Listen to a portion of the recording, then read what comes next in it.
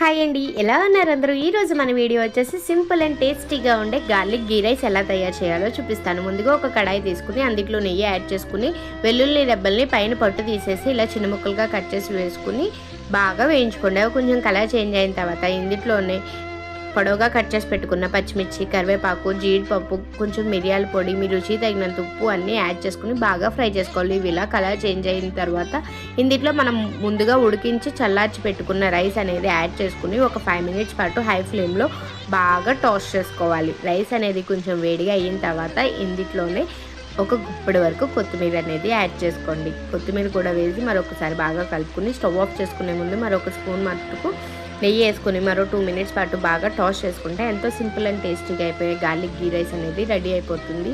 పిల్లలకి లంచ్ బాక్సెస్లోకి అయితే చాలా బాగుంటుంది. మీరు కూడా ట్రై చేసి ఎలా వచ్చిందో కామెంట్స్లో చెప్పేయండి. అంతే video. Bye. Thank you for watching. Please like.